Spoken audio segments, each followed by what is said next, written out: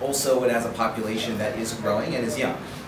And while these are good things, right? We need young people, we need economic activity, we need resources. It also can lead, it can be a fertile ground for HIV, infection, for the transmission of HIV.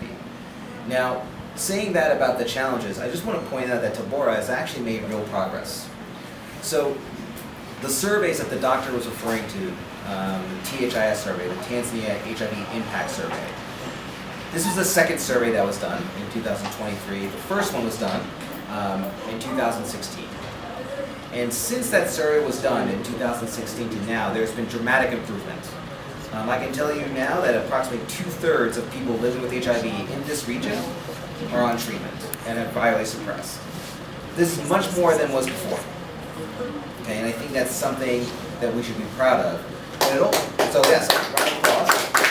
And that's a dramatic improvement, and I can tell you that the numbers, the program here is comparable to other countries which may have more resources and may not have some of the same geographic and economic constraints that Tabora has. It also means, however, though, that we still have a way to go, right? By 2030, the Sustainable Development Goals that HIV should be ended as a public health threat. That doesn't mean HIV will disappear, but as a public health threat, that means that 95% of people living with HIV know they have HIV, they're on treatment, and they're virally suppressed. And while Tabora has some ways to go in order to achieve that goal, what I see is that Tabora can achieve that goal. And that goal is achieved by a few ways. One is by the continued strong leadership by the region that is committed to improving the health of their people. Also, the strong partnership between the region, donors like the U.S. government, PEPFAR, Global Fund, but I think most importantly, the partnership between the region and the people. The people as in the people providing services, as well as the population working together to really control this problem. In the U.S. government, CDC, when we invest, we look at, well, how do we make the most impact with our dollar? For every dollar that we spend, how many lives are we saving? And the places where we find the investment to be best is one, where there's a need, and two, there's a partner, someone who's equally committed, if not more so, to achieving the goal than we are, right? And I think Tabora is a region like that. So during our visit, we are here to see progress in terms of the program. And we're going to take a very hard look, I think, at that progress. Now, that's not simply as an exercise in finding fault. That's actually not the purpose at all. Even if one has been successful, in order to achieve further success, you need to be very clear-eyed about, yes, where you've done well, but also where there have been challenges. And so, and that is a collective evaluation, not just for the U.S. government, for the region, for our implementing partner MDH, as well as our staff. And the surveys that we do are actually a very important piece of that, right? They're sort of like a scoreboard. Okay, we're at halftime now. Here's where we are. And we know we want to win. Okay, but we have to really look back at ourselves and say, okay, here's what we did well that first half. Here's how we're going to improve in order to achieve our goal. So I'm very happy to be here. I've been told the food in Tabora is great. Certainly the weather is wonderful, as well as the leadership is also wonderful too, and the people are wonderful. I'm looking forward to my visit, and as CDC, as a country director for CDC, CDC is looking forward to more successful collaboration with the region of Tabora. Thank you. 1 to 5.6%, which may suggest an increase in the rate of new infections. And there is a low coverage of 65.8% population with HIV virus suppression, which suggests that there is a large number of undiagnosed PA-HIV or not on HIV treatment. Second, there is low coverage of PEPFAR supported facilities.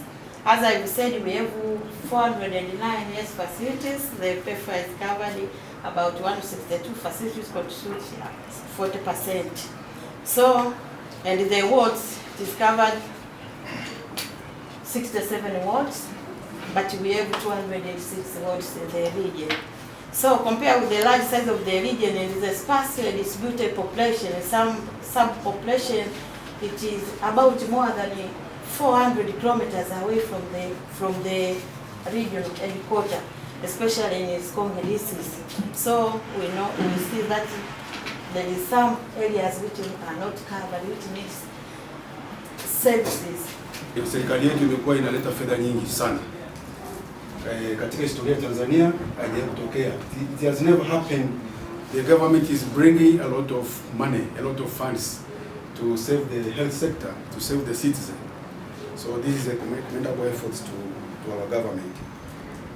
Lakini pia tunatambua ushirikiano uliopo baina ya serikali na wadau wa maendeleo wakiwemo wadau wa afya, ikiwemo CDC katika kuboresha na kupambana na magonjwa mbalimbali ikiwemo maambukizi ya VVU na uviko 19. Wadau wetu walifanya kazi kubwa sana kwa kushirikiana na serikali. Naomba tuwapongeze.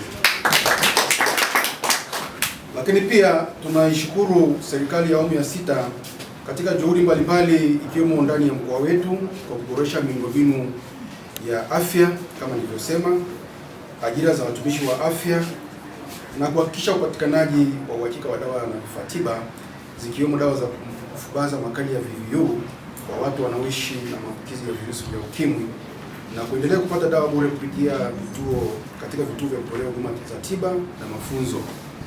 Na taasisi yetu hii ya MDH ni taasisi ambayo kwa kweli ina moja ya taasisi zinazoongoza katika mapambano na kusaidia serikali, kushirikiana na serikali katika kuhakikisha kwamba hili janga la ukimwi linatokomezwa. Upatikanaji wa dawa umeambatana na ongezeko la vituo vya kutolea huduma za afya vikiwemo na vituo vya kuhudumia watu wanaoishi na virusi vya ukimwi. Na hii inachangiwa sana ushirikiano mzuri wa serikali na mashirika yasiyo ya kiserikali ikiwemo MDH.